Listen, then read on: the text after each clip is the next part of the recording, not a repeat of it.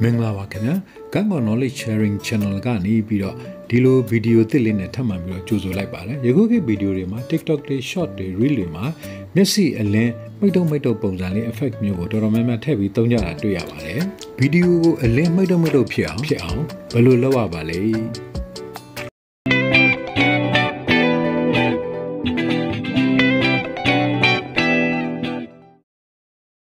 CapCut Editting နည်းပညာနဲ့တင်ဆက်ပြသပေးမှာမလို့မိမိတို့ဖုန်းထဲမှာ CapCut app တော့ထည့်ထားရပါလိမ့်မယ်ခင်ဗျာ။အဲ့တော့ Android ဖုန်းများအတွက်ဆိုရင်တော့ Google Play Store နဲ့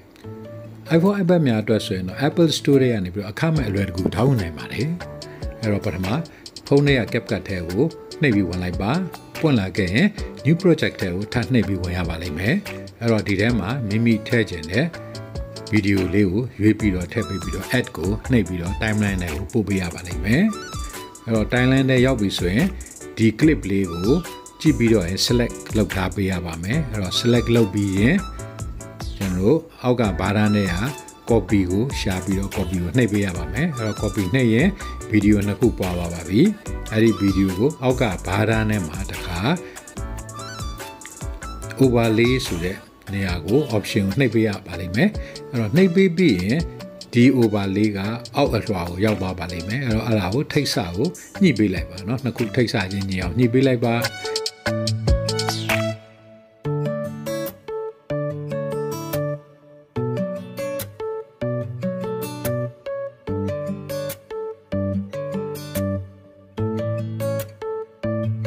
ပြီးပြီဆိုရင်တော့အောက်ဘားသားမှာ opacity ကိုရှာပြီးနှိပ်ပေးလိုက်ပါမယ်အဲ့တော့အောက်အလွှာရဲ့ဓာတ်ပုံအထူပါလေးကိုကျွန်တော်တို့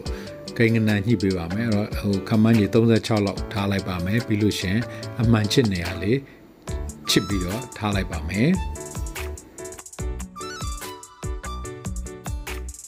ခါအောက်ဘားသားနဲ့က overlay ကိုနှိပ်ပြီးတော့ overlay အုပ်စုတဲ့ add overlay ကိုထပ်နှိပ်ပါမယ်အဲ့တော့အဲ့ဒီထဲမှာကျွန်တော်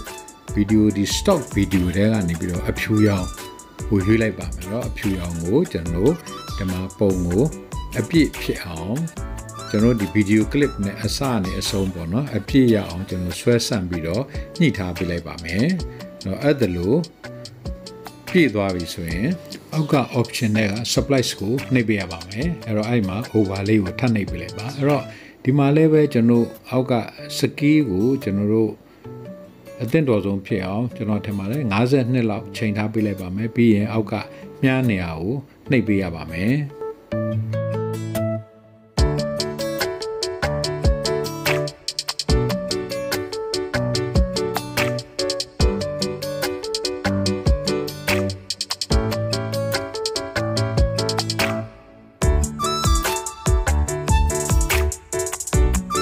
လို့ရှင်တော့အောက် option ဘားသားတဲ့ကနေပြီးတော့နှစ်ချက် back ထွက်လိုက်ပါ back ထွက်ပြီးလို့ရှိရင်ကျွန်တော်ဒီမှာ effect ကိုတွေ့ပါမယ်အဲ့တော့ effect နေရာဝင်လိုက်ပါပြီးရင် video effect ကိုထပ်ပြီးနှိပ်ဝင်လိုက်ပါအဲ့တော့ဒီမှာ video effect မှာရွေးစရာတွေအများကြီးပေါ်လာပါလိမ့်မယ်အဲ့တော့ကျွန်တော်ဒီထဲကနေပြီးတော့ party အုပ်စုတွေက black flash ဆိုတဲ့ effect ကိုရွေးပေးရပါမယ် black flash နေရာကိုဖိပြီးထောက်လိုက်ရင်ရွေးစရာ speed ဆိုပြီးပေါ်လာပါလိမ့်မယ်အဲ့တော့ကျွန်တော်မိတ်တော့နှေးခြင်းရင် speed ကို short မယ် speed ကိုမြန်ရင်တော့မိတ်တော့ကမြန်လာပါလိမ့်မယ်အဲ့တော့ကျွန်တော်မိတ်တော့မြန်ခြင်းရင်အဆုံးထိတင်ပေးရပါမယ်အလောတော်လိုချင်တော့ကျွန်တော်80 60ဝန်းကျင်ပေါ့နော်ကိုကြည့်ပြီးတော့ချိန်ညှိပြီးလို့ရပါတယ်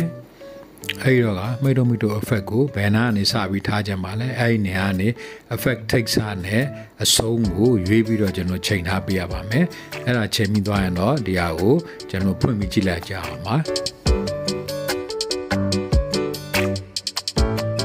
ဒီလိုဆိုရင်တော့ကျွန်တော်ဗီဒီယို export ထုတ်ဖို့ဒီမြားနေရာကိုနှိပ်ပေးရပါမယ်ဒါဆိုရင်ဗီဒီယိုကိုဒီမှာယခုလို export ထုတ်ပြီးတော့